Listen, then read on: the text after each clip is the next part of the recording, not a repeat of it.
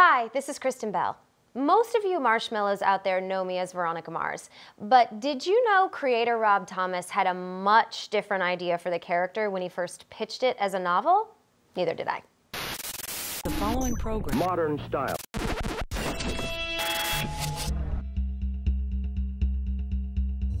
Let's take this journey together as I read from the treatment for Untitled Teen Detective. Untitled Teen Detective, April 8th, 1996. Rob Thomas.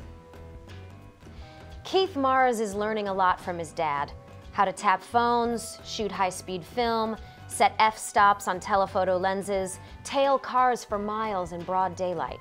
Keith is 17, yet he's soaking up all the skills of a professional private eye. He wants to be able to help his father, who hasn't seemed the same since the old man quit a promising career with the Austin Police Department to open his private investigation agency 2 years ago. As more and more of the elder Mars's business takes him on the road in pursuit of bail jumpers, this sounds like a different show. Keith becomes the only other employee at Mars Investigations, one it desperately needs to stay afloat. Keith and his father didn't always live in a garage apartment. Hey now. They used to live in a big house in the front of the property that the elder Mars bought during headier times. Keith's mother didn't make the 50-foot move with her family after her husband left his lead homicide detective post with the APD. She'd gotten used to a better lifestyle. A lifestyle she's now enjoying with a computer executive 3 subdivisions away. Keith's schoolwork begins to suffer as more of his nights are spent outside roadside motels, photographing the parents of his well-heeled classmates at Austin's wealthiest suburban high school. Nearly friendless and routinely miserable at school, now we're talking.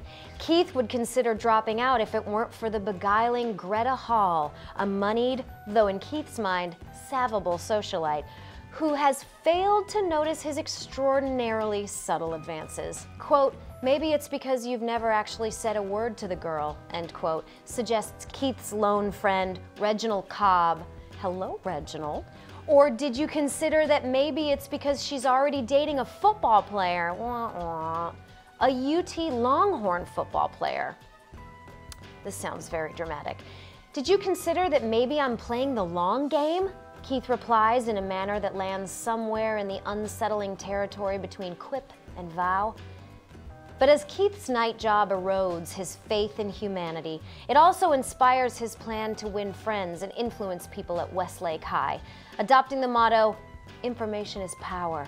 Keith embarks on a campaign of intimidation and insinuation that leads to a rapid ascent in popularity. Nice work, Keith.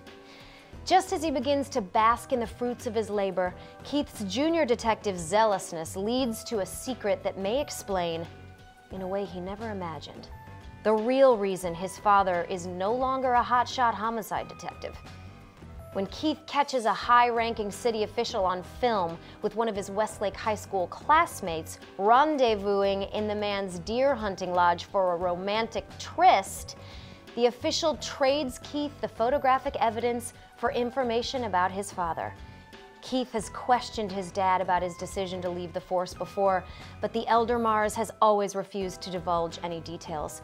The new information Keith receives suggests his father knowingly sent the wrong men to death row in Austin's infamous chocolate shop murders case. Whew. Keith learns his father was given an ultimatum: quit or be fired.